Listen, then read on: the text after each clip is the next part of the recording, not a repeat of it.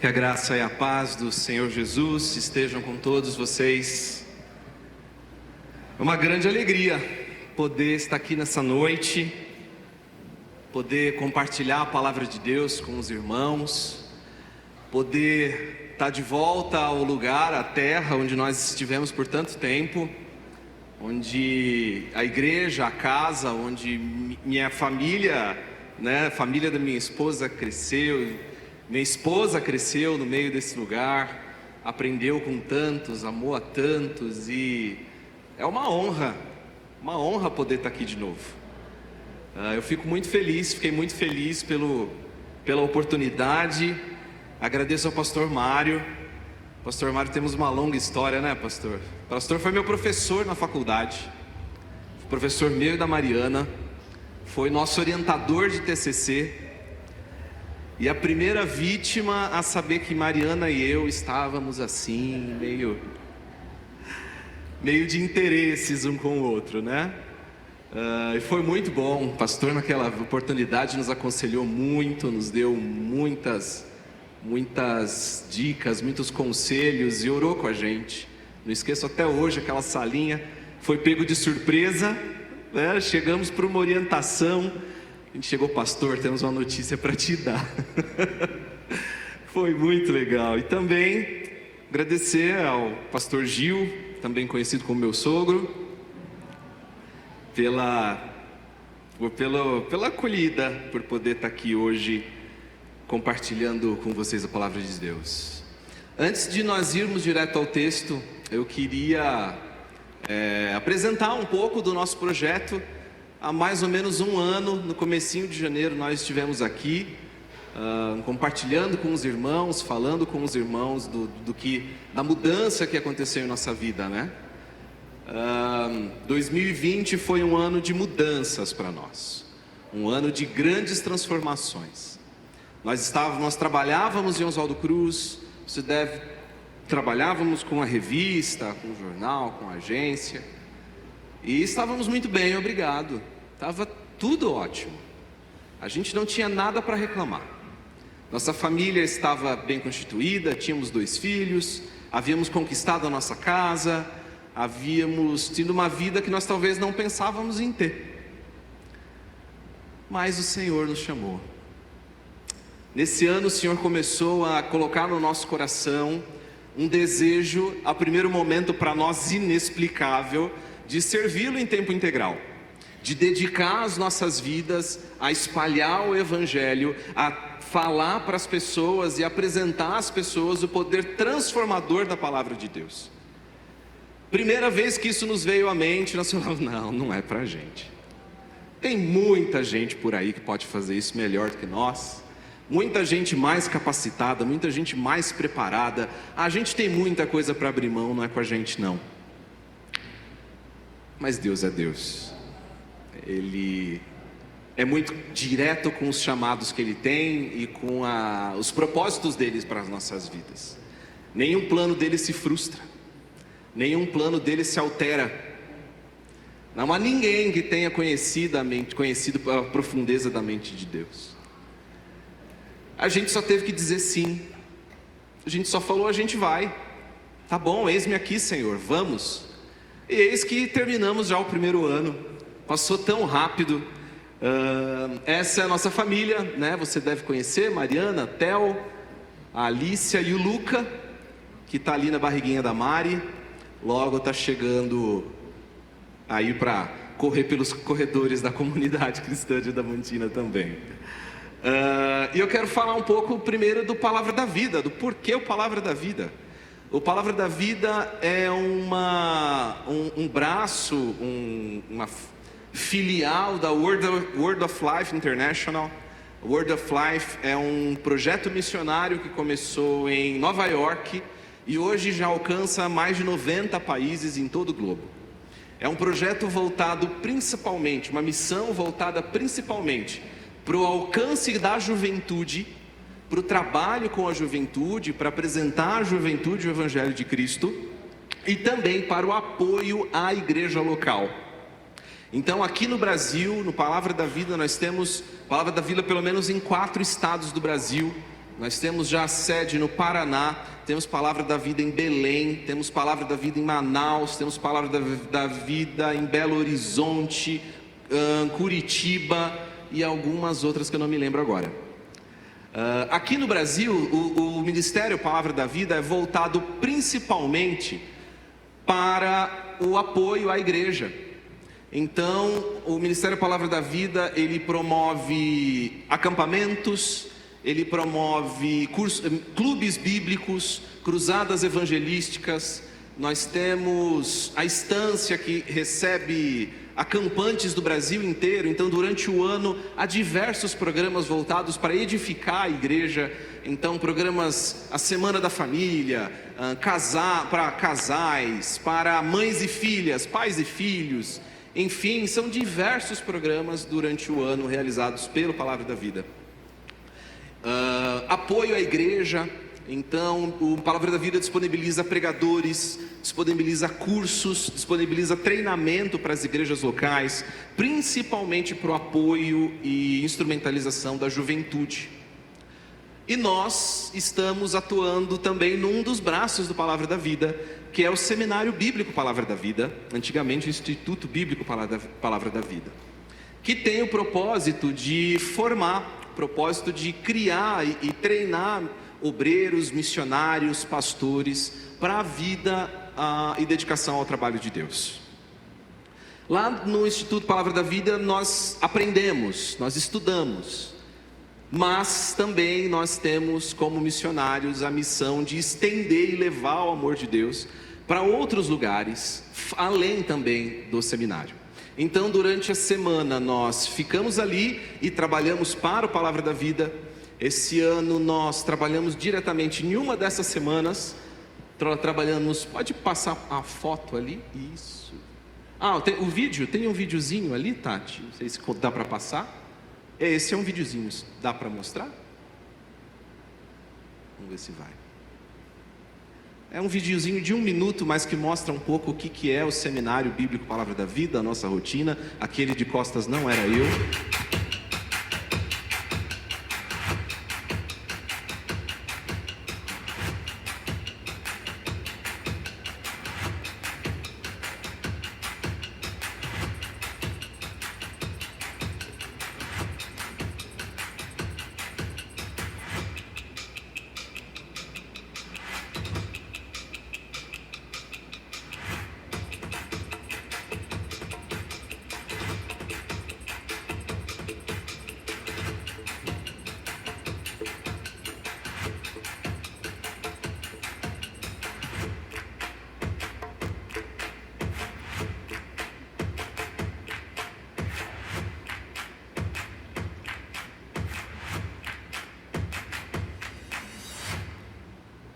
Bom, esse é um pouco da nossa rotina lá, né? Pode passar para o próximo slide.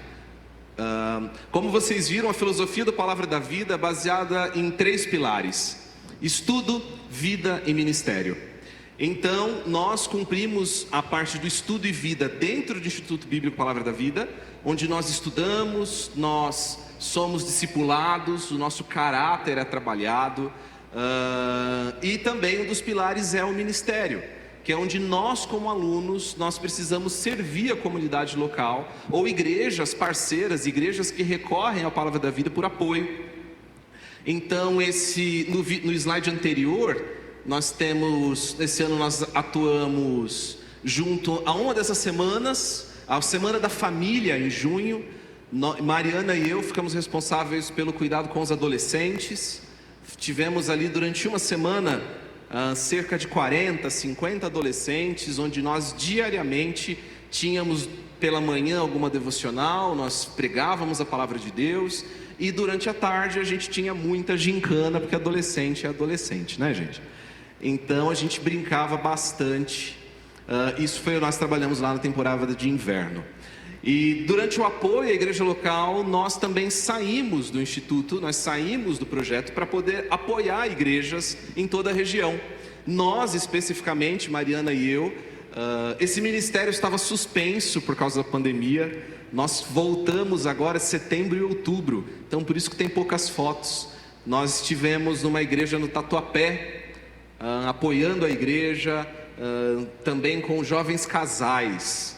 Nós ficamos mais próximos ao grupo de jovens casais também durante a escola dominical, durante o culto à noite. Tivemos um retiro com eles também, foi maravilhoso. Deus realizou grandes coisas naquele lugar. Foi um grande privilégio participar de tudo isso que Deus está fazendo. E é isso, esse é o nosso projeto. Ainda temos aí pelo menos 3 anos pela frente, 3 anos de compromisso. Nosso projeto é baseado em 3 etapas. O primeiro é o chamado, que nós já recebemos e obedecemos. Então, deixamos nossa vida em Adamantina, deixamos nossa vida em Oswaldo Cruz e estamos lá agora integralmente servindo ao Senhor. E estamos agora na fase 2, que é o preparo. Estamos nos preparando para entrarmos na fase 3, que é o envio, que é quando nós vamos, enfim, para onde Deus chamar. Ainda não temos em vista, mas sabemos que o Senhor já sabe, e o Senhor há de aplainar os caminhos, de preparar os caminhos para que nós possamos ir onde Ele chamar também. E o chamado nosso como cristão, como todo cristão, e o convite para essa igreja é que você também participe disso. Primeiramente em oração. A oração pelo trabalho missionário, a oração por obreiros é uma ordem deixada pelo Senhor Jesus. O Senhor Jesus em Mateus deixa bem claro essa ordem para nós, que a seara é muito grande e os ceifeiros são muito poucos. Então nós devemos orar para que o Senhor da seara envie trabalhadores. Esse é um dever nosso. Nós temos ali no fundo um mapa da igreja perseguida do Portas Abertas, né, pastor? O Portas Abertas é um ministério fantástico de apoio a igrejas perseguidas também.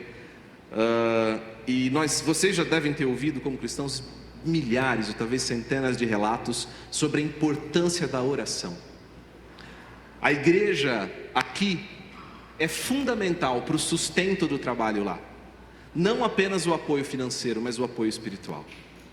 Hoje existem centenas de missionários, milhares de missionários no campo, em ministérios urbanos, em ministérios transculturais, em ministérios locais, em igreja perseguida, doando sua vida e entregando sua vida para Jesus.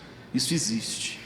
Nós, lá no Palavra da Vida, a todo momento recebemos notícias de pessoas presas, pessoas sendo torturadas, pessoas sendo tiradas do convívio da sua família, simplesmente porque professam o nome do Senhor Jesus como único Senhor e Salvador. Então, se puder, ore, lembre-se de orar para a expansão do trabalho missionário. Minha sugestão é que você entre no site do Portas Abertas, lá tem vários motivos de oração por cada um desses países. Entre lá, ore por aqueles irmãos e por todos que estão dedicando a sua vida ao Senhor. E ore por nós também. Lembre-se de orar por nós em oração. Aquele vídeo parece que é tranquilo a vida lá, não é. Lá nós lidamos com todos os desafios e dilemas que vocês também vivem aqui. Eu costumo dizer que lá ainda não é o céu. Está cheio de pecador também. Então orem por nós, isso também é muito importante. Você pode contribuir também. E eu desde já agradeço aos irmãos dessa igreja que nos apoiam, que nos ajudam, que estão participando desse ministério também com suas contribuições. Eu louvo a Deus por isso, eu agradeço a Deus e tenho certeza que o Senhor há de retribuir aquele que dá com alegria. Amém? Muito obrigado. Você também pode se envolver, depois pode mandar uma mensagem para a Mariana. Eu demoro um pouco mais para ver o WhatsApp, mas respondo também. Nós frequentemente estamos enviando mensagens, compartilhando devocionais, compartilhando um pouco da nossa rotina e tudo que acontece lá. Então, esse é o nosso convite, esse é o nosso projeto. Se você quiser mais alguma informação, mais alguma outra pergunta, pode nos procurar ao final do culto. Amém? Bom, vamos então à palavra de Deus. Eu convido você a abrir a sua Bíblia no livro de Filemão. O livro de Filemão está ali pertinho de Hebreus, antes de Hebreus. Nosso convite é que nós possamos meditar um pouco nesse texto hoje e ouvir a palavra de Deus através da sua palavra, através das Escrituras. Filemon, ele é um livro curto, um livro de 25 versículos, uma carta de 25 versículos, e nós vamos, como é curtinha, nós vamos lê-la inteira.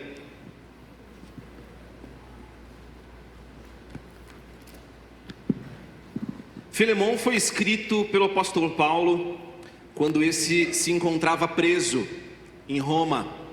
Você deve se lembrar lá em Atos, Paulo contrariando o conselho de muitos amigos, dizendo não vá a Jerusalém, não vá a Jerusalém, e Paulo diz, olha, eu tenho certeza que eu preciso ir para Jerusalém. E ele vai para Jerusalém, lá onde já o nome dele já estava sendo comentado entre os líderes judeus. As pessoas já estavam querendo chamar Paulo de canto ali para falar que história é essa, que Paulo, que era um perseguidor da igreja, agora estava pregando o evangelho. Como assim? Que história é essa? E Paulo vai lá, Paulo recolhe uma doação, uma oferta para os irmãos daquela igreja e vai pessoalmente até Jerusalém para entregá-la. Chegando lá em Jerusalém, há um rebuliço no meio da praça. Paulo é salvo da truculência dos judeus, ele ia ser morto naquele dia. Os soldados salvam Paulo, ele vai preso, há uma conspiração para ele política ali. Paulo, enfim, viaja até Roma de barco, navio, afunda, e toda aquela história que você conhece. Mas aqui Paulo finalmente já está na prisão. E nós, das muitas, talvez centenas de cartas que Paulo tinha escrito enquanto estava preso, algumas chegaram ao nosso conhecimento: Filemon, Filipenses, Colossenses e Efésios. São cartas que Paulo escreve enquanto estava preso. Dessas 4 cartas da prisão, uma ele escreve para uma pessoa, para um indivíduo, enquanto 3 ele escreve diretamente para as igrejas. E é essa que nós vamos ler hoje, sobre Filemon. Diz assim a palavra de Deus: Paulo, prisioneiro de Cristo, e o irmão Timóteo, a você, Filemon, nosso amado cooperador, e a irmã Áfia, a Arquipo, nosso companheiro de lutas, e a igreja que se reúne com você em sua casa. A vocês, graça e paz da parte de Deus, nosso Pai, e do nosso Senhor Jesus Cristo.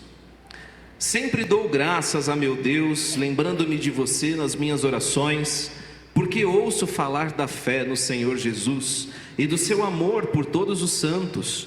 Oro para que a comunhão que procede da sua fé seja eficaz no pleno conhecimento de todo o bem que temos em Cristo. Seu amor me tem dado grande alegria e consolação, porque você, irmão, tem reanimado o coração dos santos.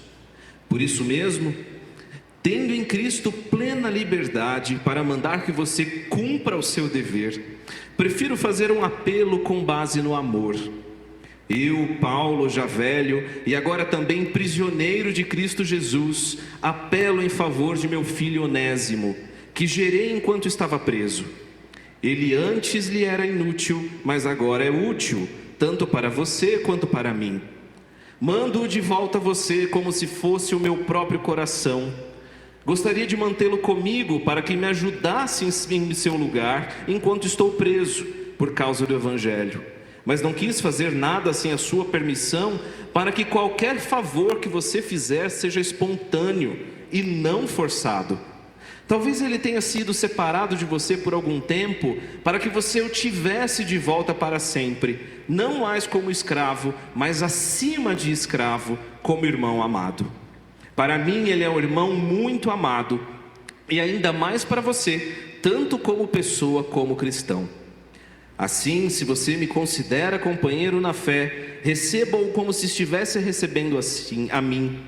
Se ele o prejudicou em algo ou lhe deve alguma coisa, ponha na minha conta.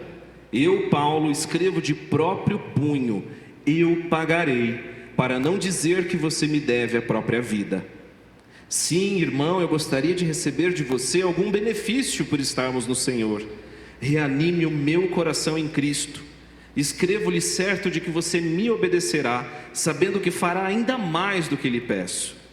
Além disso, prepara-me um aposento, porque graças às suas orações espero poder ser restituído a vocês.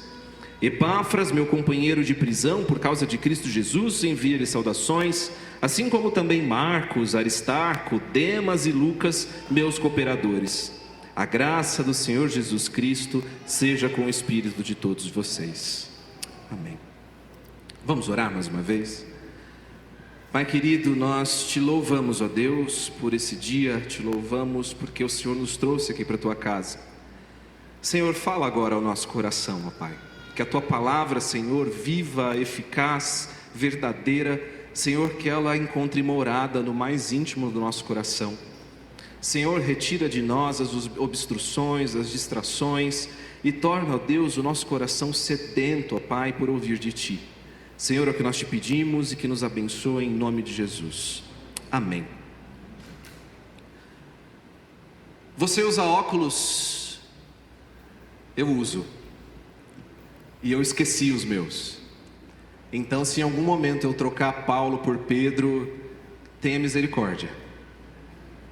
Quem usa óculos sabe o quanto é difícil enxergar sem óculos, né? Às vezes a gente não enxerga sem óculos. Sem os óculos, tudo é meio embaçado. Algumas coisas longe demais a gente não enxerga. Outras perto demais a gente também não vê. Algumas cores parecem para nós meio difusas. Outras sequer a gente enxerga. Mas quando a gente coloca os óculos, quando a gente vai no oftalmologista, faz os óculos pela primeira vez e a gente coloca aqueles olhos, o mundo ganha outras cores, né? A gente fala, nossa, até a esposa parece mais bonita, né? Até o esposo parece ainda mais bonito. A realidade ganha cores diferentes, ela não é mais a mesma. O Evangelho faz a mesma coisa conosco. Quando nós usamos as lentes do Evangelho para enxergar a vida à nossa volta, para enxergar as coisas à nossa volta, nós enxergamos de uma maneira com as quais, sem o Evangelho, a gente não enxergaria da mesma forma. É mais ou menos isso que está acontecendo aqui nessa carta. É mais ou menos isso que está acontecendo nessa história envolvendo estes 3 homens, que nessa reflexão eu trouxe o título, brincando com aquela poesia de Carlos Drummond de Andrade, chamada E Agora, Filemão? E agora? Porque talvez você tenha percebido, mas essa carta, ela está envolta em um grande dilema. Se fosse um filme da sessão da tarde, talvez o título seria 3 homens e um grande problema. Estes 3 homens que nós lemos, Paulo, Filemão e Onésimo, eles estão envolvidos aqui numa situação extremamente complicada. E num conflito causado por Onésimo. Onésimo era um escravo que aparentemente rouba o seu senhor, subtrai o seu senhor e foge. E Filemão, agora este senhor, e Paulo tentando mediar ali essa situação extremamente complicada que estava envolvendo esses homens. Paulo conhecia Filemão por ter evangelizado ele em Colossos. Paulo conhece Onésimo enquanto estava preso. A gente não sabe se Onésimo foi um companheiro de cela de Paulo. A gente não sabe como esse homem chega ao convívio com Paulo, mas a gente sabe que este homem conheceu Paulo e se transforma não só em um auxiliador de Paulo, como nós lemos na carta, mas um homem extremamente útil para ele. O que a gente vai perceber nessa noite, nossa intenção aqui, é permitir que a palavra de Deus nos mostre que estes homens estão em um conflito que, apesar de ser localizado no tempo e espaço específico, não é diferente das nossas vidas. Nosso objetivo é tentar vermos que a palavra de Deus nos mostra que nós também, como cristãos, todos os dias temos que lidar com dilemas, temos que lidar com questões às vezes complicadas. Mas para tentar entender um pouco mais do que está acontecendo aqui nessa carta, o que motiva Paulo a escrever essa carta, nós vamos tentar entender um pouco quem eram cada um desses homens. Pode colocar no próximo slide, por favor? Aqui a gente tem uma pintura antiga de uma cena muito comum no Império Romano. Aqui há um leiloeiro um comerciante ali de pé, no meu lado direito, seu lado esquerdo, enquanto nós temos ali 2 escravos, né, sendo vendidos. Provavelmente esses homens parecem gauleses, da origem da Gália, e temos ali à direita um senhor de branco e um senhor de verde, possivelmente compradores desses escravos. Bom, quem era então Filemão? Filemão era um homem proeminente, era um homem extremamente conhecido na igreja de Colossos. Pode colocar o próximo slide, por favor. Filemão, era um homem extremamente importante. Trazendo para o nosso contexto aqui de Adamantina, a gente diria que Filemão todo mundo conhece. Filemão era de uma família muito importante. Se a gente falasse, conhece Filemão? Conheço, Filemão todo mundo conhece. Não há ninguém naquela cidade de Colossos que não conhecia Filemão. Esse homem, ele foi um importante colaborador do ministério paulino. Ele tinha não só um status social importante, ele era um homem socialmente agraciado, mas era também um homem de muitas posses. Só pela essa carta, Filemão, estando dentro dos limites dessa carta, nós podemos perceber 3 coisas sobre Filemão. Filemão possuía uma casa extensa para receber uma igreja. A igreja se reunia na casa de Filemão. Filemão tinha condições financeiras para ser um contribuidor de Paulo. Filemão era alguém que mantinha financeiramente o ministério de Paulo. E Filemão tinha condições de ter ao menos um escravo, chamado Onésimo. Mas naquela época seria muito improvável que Filemão tivesse apenas um escravo. Talvez Filemão tivesse centenas de escravos, o que era muito comum. Filemão era um crente. Filemão era alguém que tinha se convertido a Jesus através da pregação de Paulo. Ele era um crente. Enquanto todo mundo conhecia Filemão, a gente não pode dizer a mesma coisa de Onésimo. Onésimo era um escravo. Talvez aqui em Adamantina ninguém conhecesse ele. Talvez fosse um homem simples, alguém sem muitas posses, mas naquele contexto, Onésimo era um escravo, e isso diz muito sobre quem esse homem era. Onésimo, nós não temos uma biografia extensa na Bíblia sobre ele, mas de saber que ele é um escravo, nós temos grandes contribuições para entendermos quem ele é. Onésimo significa útil. A palavra grega significa útil. Talvez esse não fosse nem o nome dele. Essa palavra era um termo comum para usar para escravos. Esses escravos não tinham nome. Talvez Filemão tivesse um monte de Onésimos na casa dele, porque sequer nome essas pessoas possuíam. Ele havia fugido da posse do seu senhor. Ele provavelmente tinha subtraído alguma coisa de Filemão, como nós vimos, e fugido para Roma. E por que Roma? Roma, a cidade era composta de 1/3 de escravos. 1/3 da população da metrópole romana era de escravos. Provavelmente esse homem fugiu para lá para viver clandestino. Ele não podia ter uma vida comum em Roma. Ele ia provavelmente se infiltrar em alguma gangue de ladrões, ficar ali roubando, assaltando viajantes que paravam pela cidade. Provavelmente é por isso que ele muda para lá. Mas, como para Deus não tem coincidências, esse homem se encontra com Paulo e converte-se a Cristo e torna-se um irmão amado pelo seu ministério. Tão amado que Paulo não queria que ele voltasse. Paulo queria que ele continuasse ali, ajudando Paulo, servindo Paulo enquanto esse estava preso. Mas por mais que esse escravo ladrão e fujão tivesse se convertido, Paulo tinha clara consciência de que faltava algo para ele. Paulo não tinha dúvidas da conversão de Onésimo. Mas Paulo olha para Onésimo e diz: amigão, você tem coisa para resolver. Você é um fugitivo. Você subtraiu um homem. Você vai voltar. Você vai ter que voltar. E Paulo então manda esse escravo de volta para Colossos. Mas existem alguns poréns que nós precisamos ver também nessa carta. Nós sabemos por Colossenses que Paulo encaminha Tíquico junto com Onésimo, temendo pela segurança física desse homem. E junto com esse homem voltando, Paulo manda uma carta, de próprio punho, e entrega nas mãos desse escravo e fala: leva e entrega na mão de Filemão, eu quero que ele leia. Talvez a gente, com os nossos olhos modernos, a gente não consiga compreender ainda o tamanho da pressão que está sobre os ombros de Onésimo aqui.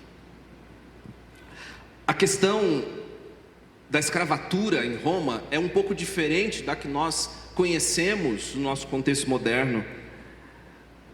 Esses escravos eram subtraídos de seus povos quando eram derrotados em batalhas, em sua grande maioria. Eram médicos, arquitetos, eram professores, eram artistas que perderam a sua vida em seu país e agora eram trazidos para dentro do império como escravos. Esse homem, ele era uma posse, ele era um bem. A escravatura era naquela cidade algo como seria o trabalho assalariado para nós hoje, algo muito normal, algo comum. Ninguém se preocuparia em pensar por que isso não era assim. Os senhores de escravos eram donos não só sobre o seu corpo, mas eram donos de sua vida, de suas vontades. Era uma propriedade. Onésimo era uma coisa, ele não era uma pessoa, ele era um bem.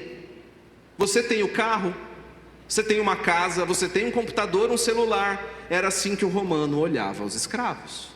Ele era um bem, ele não era alguém, ele era uma propriedade.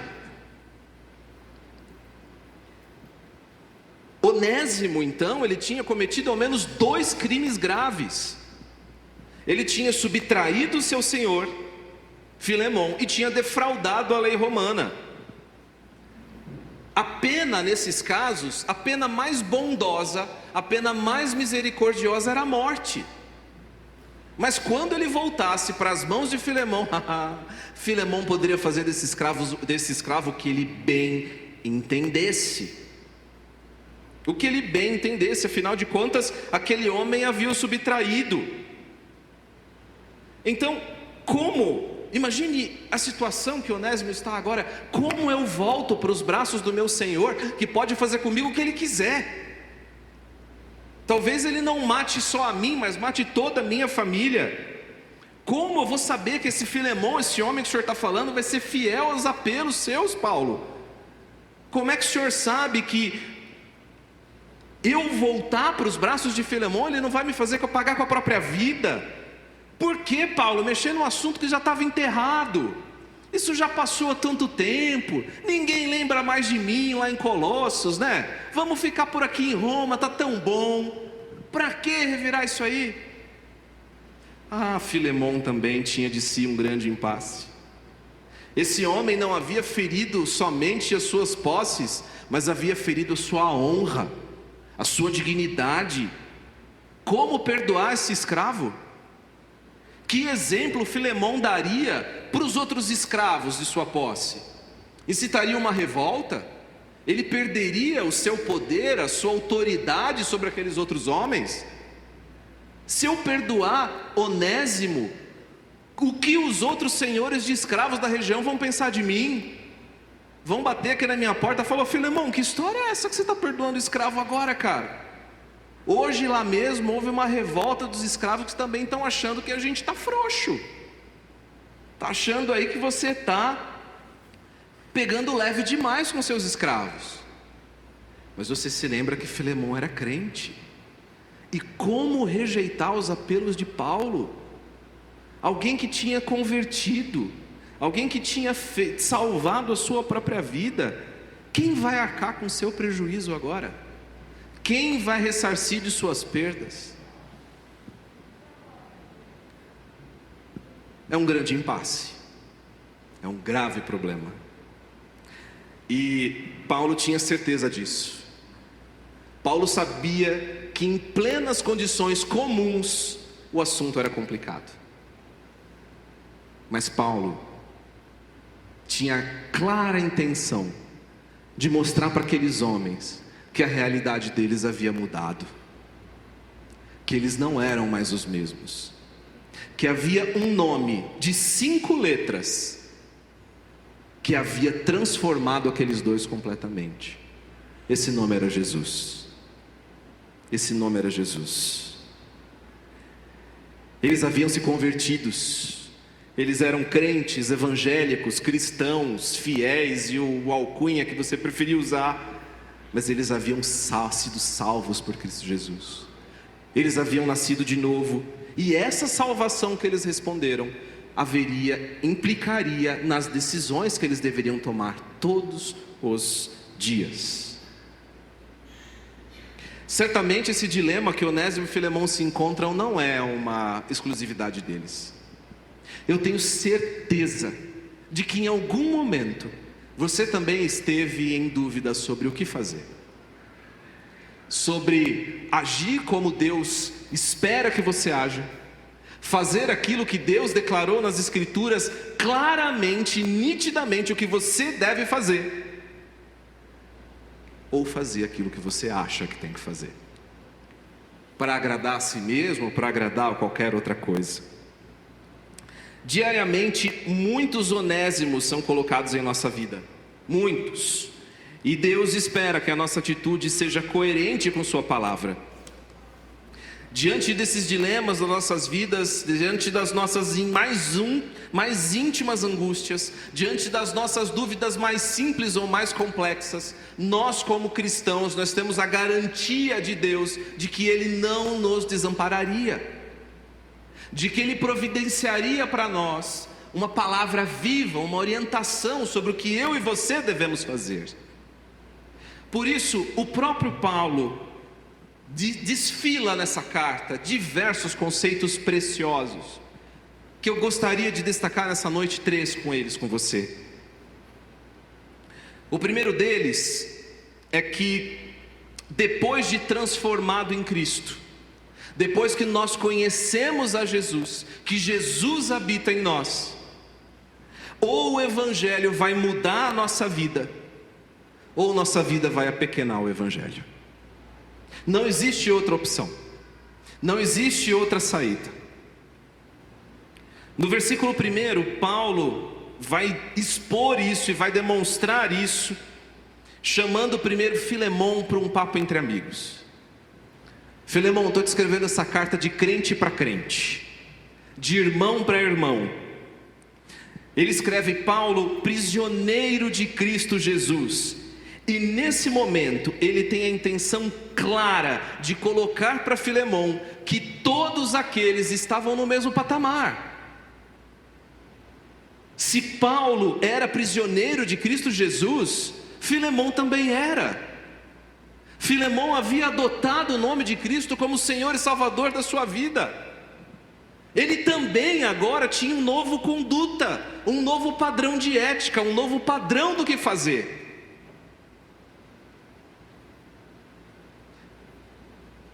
O próximo passo é mostrar para Filemão e para nós como é o dia a dia genuíno do crente.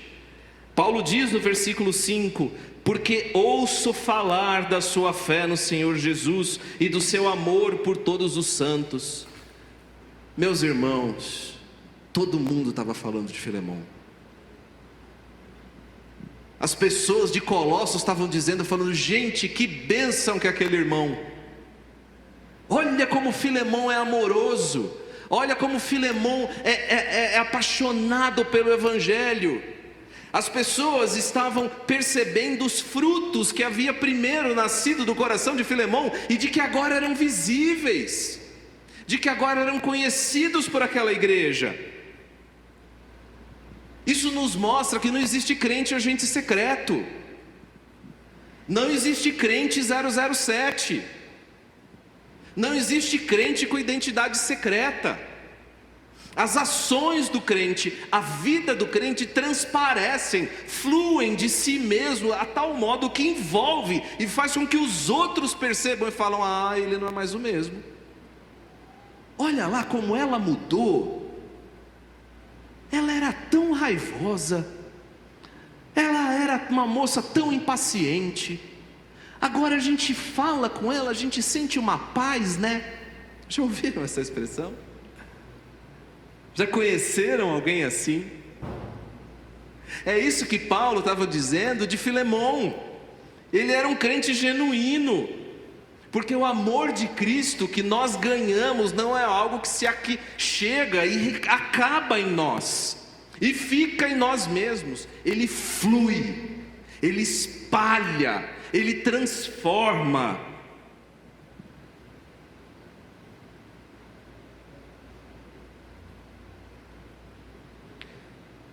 No versículo 7, Paulo vai dizer a Filemon: olha, Filemon, seu amor tem me dado alegria e consolação, porque você, meu irmão, olha, você tem reanimado o coração dos santos.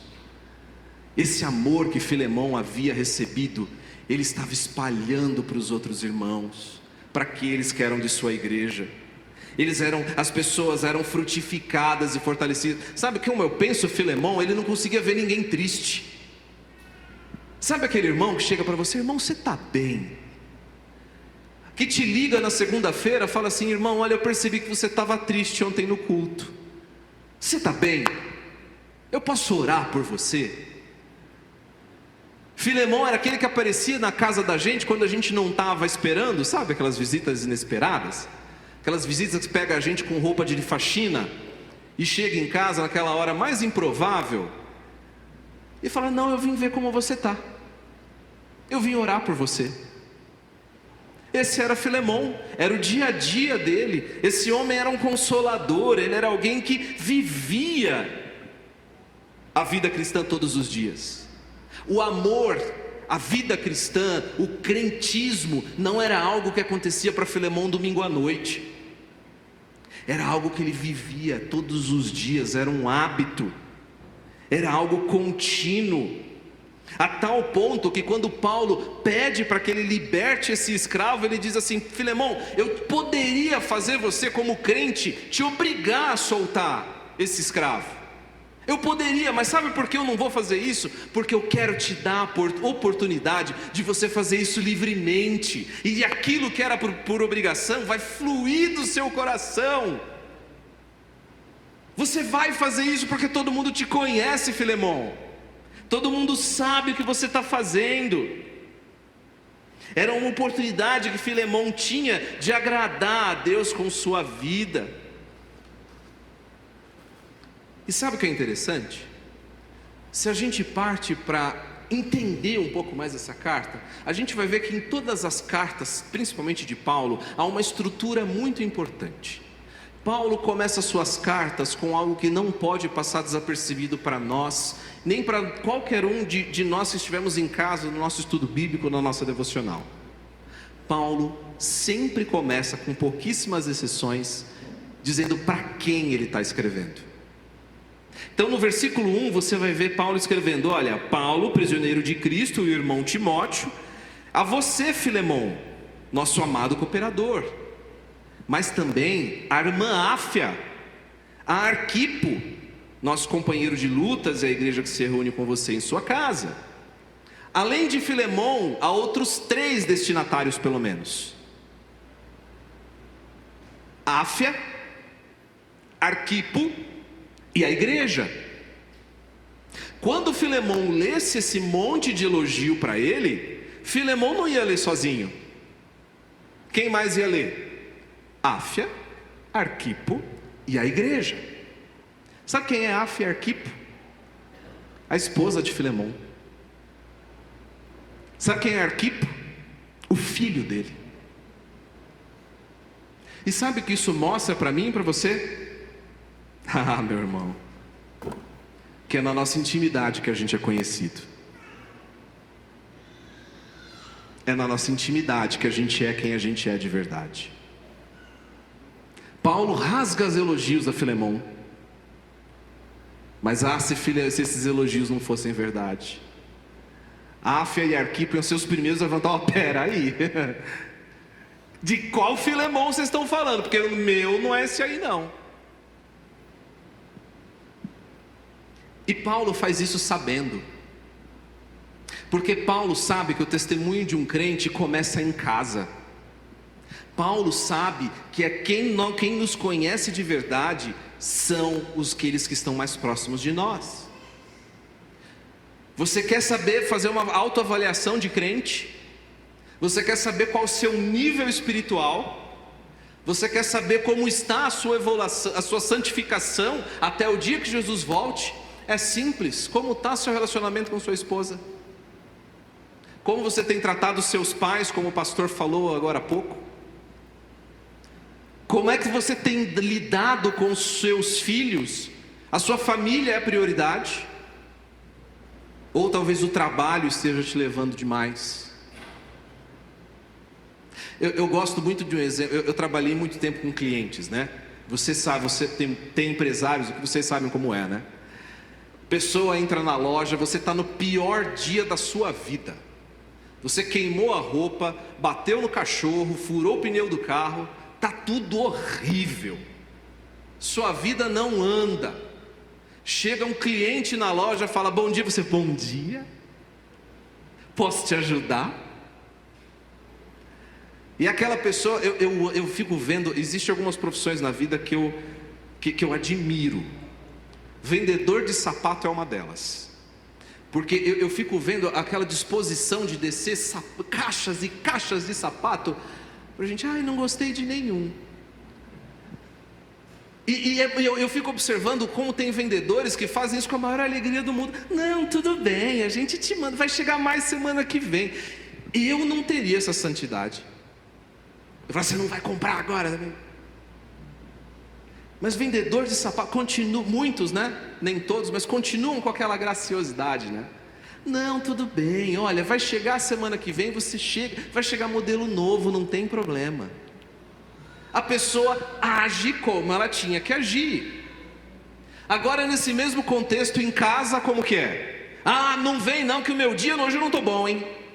Hoje eu não estou bom. Mas na loja, como assim? E é exatamente isso que Paulo está querendo dizer para Filemão. Filemão, os de casa são sua testemunha de que você é quem eu estou falando. São os de casa. Sua esposa e seus filhos têm algo a dizer para você? Tem algo a falar sobre você? Não? Então tudo bem, Filemão. Paulo vai repetir isso em 2 Timóteo, vai falar isso em Tito. Enfim, isso nos mostra que o Evangelho é vivo.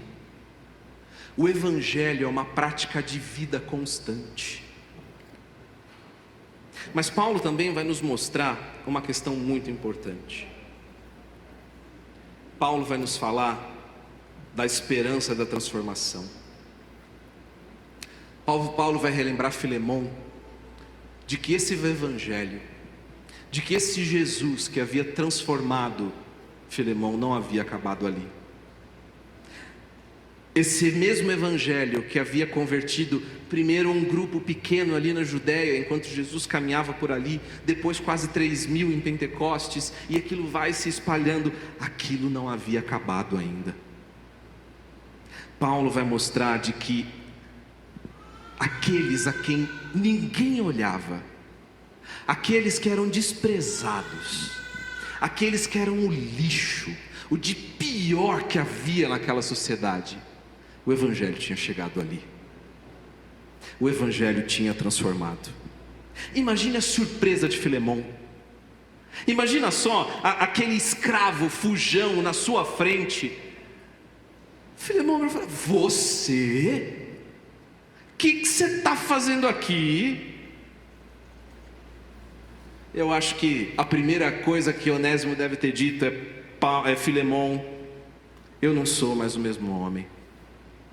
Eu não sou mais a mesma pessoa. Aquele Onésimo que fugiu, aquele Onésimo que era inútil, ele ficou para trás. Agora eu sou útil. Agora eu sou útil. E Paulo nos mostra aqui a ênfase do poder que existe no Evangelho de quebrar preconceitos, de transformar alguém que era indigno em alguém digno, em transformar o lugar onde o mundo erguia muralhas, e Jesus destrói esses muros. Jesus chega naquele que era pior que existia na sociedade, um escravo ainda um ladrão, e Jesus chega e diz: você é meu. eu te salvo, eu te resgato. Jesus apanha um escravo e faz um homem livre, um homem santo, alguém salvo, inútil. Não há caso perdido para Jesus, nenhum. Isso nos mostra que nós não devemos e nem podemos desistir de pregar o Evangelho para quem quer que seja. Para qualquer pessoa. Não há vida, não há ninguém onde Jesus diga: eu não posso salvar. Não há ninguém que não possa ser atraído pelo Evangelho de Jesus. Não há caso perdido para ele.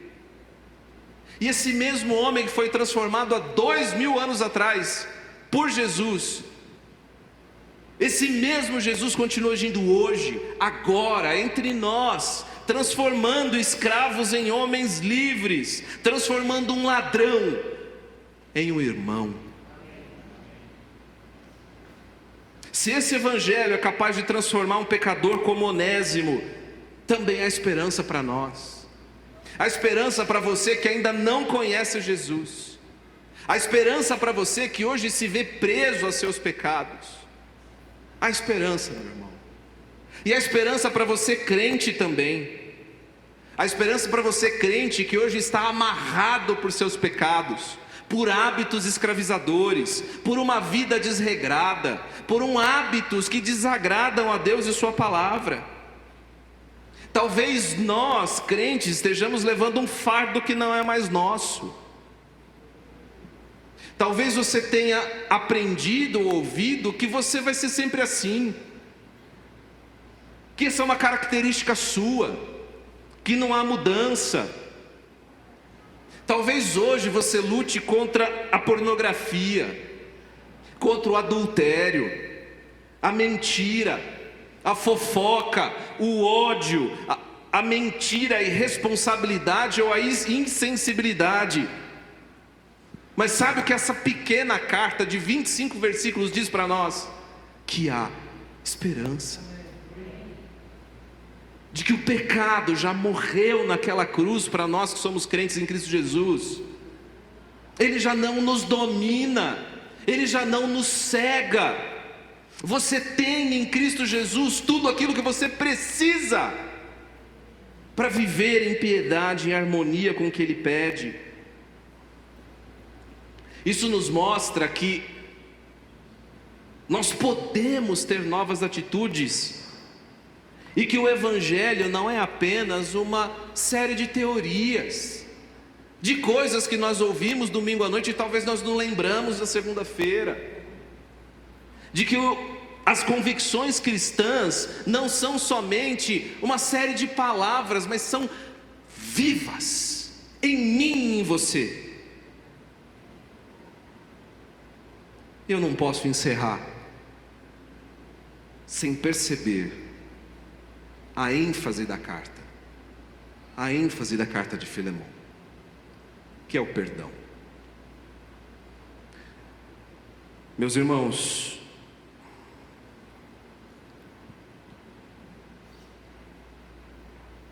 Filemão não tinha o direito, Filemão não tinha o direito de não perdoar aquele escravo. Filemão não tinha o direito de pensar em suas restituições. Filemão não tinha o direito de pensar em reaver aquilo que ele havia perdido. Porque o maior perdão Filemão já havia recebido na cruz do Calvário. Filemão havia sido perdoado de um pecado muito maior, de um pecado impagável, de um pecado que nem em vidas seguidas ele seria capaz de pagar, que é o seu pecado contra Deus. O que é isso comparado com as posses que Filemão havia perdido? Nada.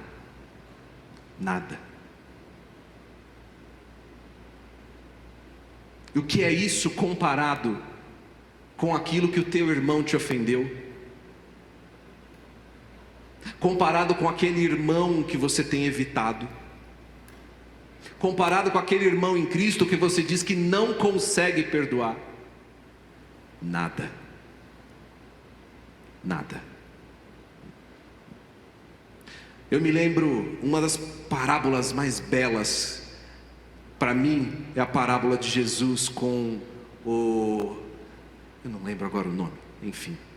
Jesus conta a parábola que ele recebe um servo e diz assim: olha, você está me devendo uma dívida impagável.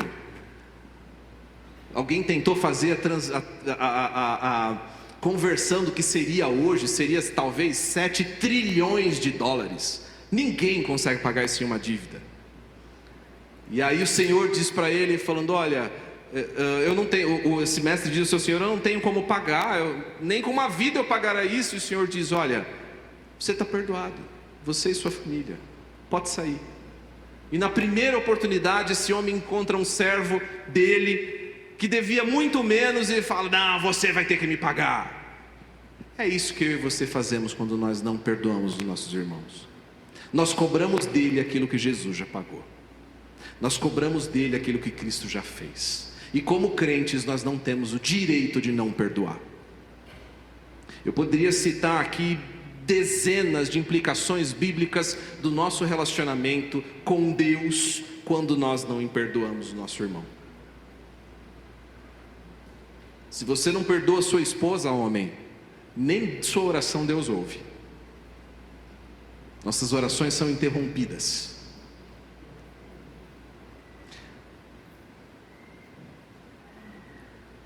Uma vez um grande pregador disse que todos nós éramos onésimos. Todos nós éramos escravos do pecado. Todos nós andávamos errantes. Todos nós um dia andávamos perdidos e um dia fomos achados. Nós estávamos mortos e recebemos vida. Essa salvação não é resultado do nosso mérito, mas pura expressão da graça de Deus, como nós cantamos agora há pouco. Nada somos, nada temos, nada merecemos, mas Deus, por sua graça, nos alcança, nos liberta, nos transforma e nos adota como filhos amados, membros de sua família bendita. E eu não consigo perdoar o meu irmão em Cristo. Muito se fala dessa carta sobre a questão da escravatura, né? Muitos críticos da Bíblia vão dizer que a Paulo aqui está errado, porque ele não condena abertamente um senhor de escravos em manter escravos em sua casa. Quem diz isso não entendeu nada do que Paulo falou. Porque Paulo estava dizendo que perdoar aquele homem era fácil. Perdoar qualquer senhor de escravos podia fazer. Perdoar, isso é simples. Dar a liberdade para Onésimo, isso é fácil.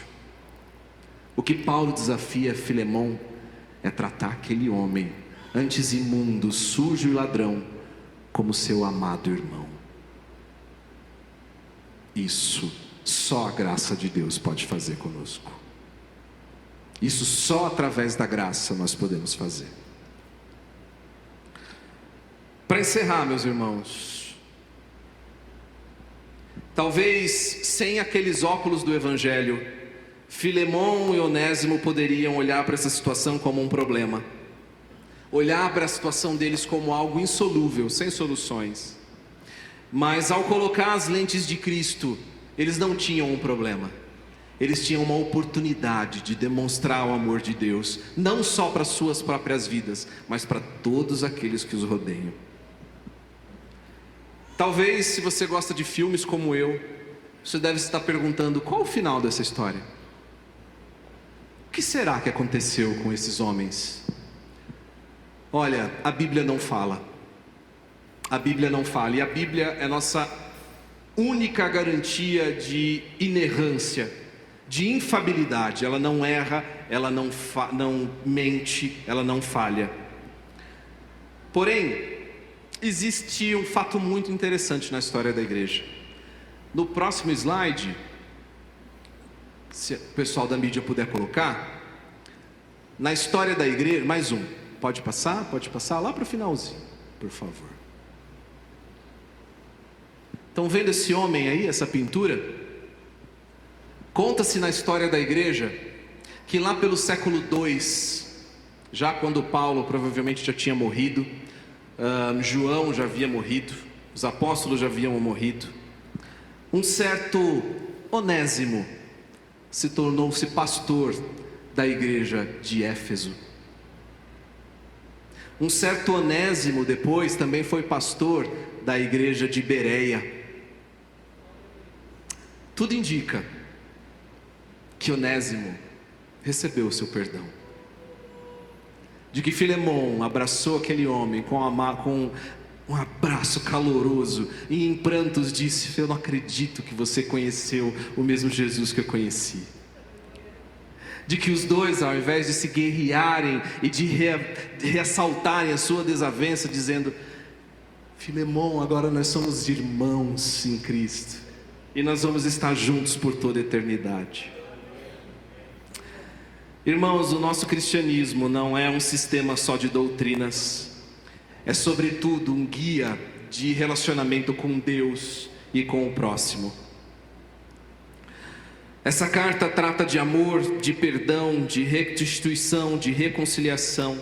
E embora tenha escrito já há 20 séculos, seus ensinos continuam vivos para nós.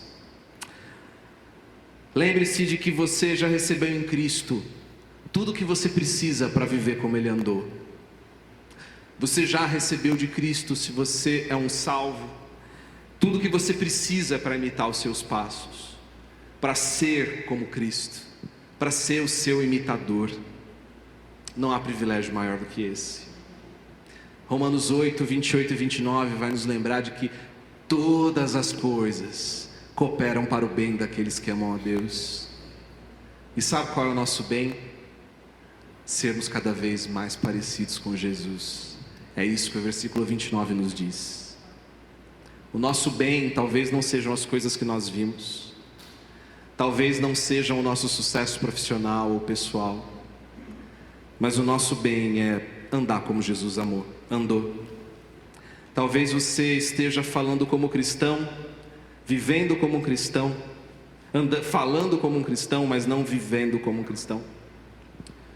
Lembre-se que Filemão nos prova isso, de que o Evangelho nos muda, de que o Evangelho muda todas as áreas. Não há uma única área da nossa vida, um único setor do nosso coração escondido onde Jesus não grite: é meu, é meu. Há áreas da sua vida que precisam de transformação. Seu relacionamento com pais, filhos, amigos, colegas de trabalho, eles são provas vivas da sua fé. Há hábitos escondidos, secretos, que não condizem com a sua nova vida em Cristo. Há paixões ou afetos, trabalho, esportes que estão roubando o amor que deveria ser destinado a Deus. Não é o fim. Há esperança, meu irmão. Há esperança. Lembre-se que o nosso Evangelho é vida. Se ao soldar o seu coração você encontrou algo que precisa ser transformado, alegre-se. Alegre-se. Alegre-se porque há esperança para você em Cristo Jesus. Porque Cristo já venceu, irmão. Você não está sozinho nessa luta. Não está. Você foi chamado para viver uma nova vida em Jesus. Uma vida que flui dEle, diretamente dEle. Não é uma água que te sacia hoje, mas é uma água que te sacia agora e vai durar eternamente, como Ele promete. Jesus nos chama a uma transformação diária, ao deixar o passado e mudar o nosso ser diariamente. Você pode abandonar os seus desejos antigos, você pode abandonar sua vida antiga. Você precisa perdoar. Há alguém que você precisa perdoar. Hoje o seu coração alimenta mágoas por talvez coisas que a pessoa fez e talvez ela nem saiba. Perdoe agora. Agora. Não deixe para depois. Não permita que o seu coração seja corroído por essa doença amarga chamada falta de perdão. Você já recebeu o perdão em Cristo Jesus? Distribua a quem não precisa dele, porque você também achava que não precisava.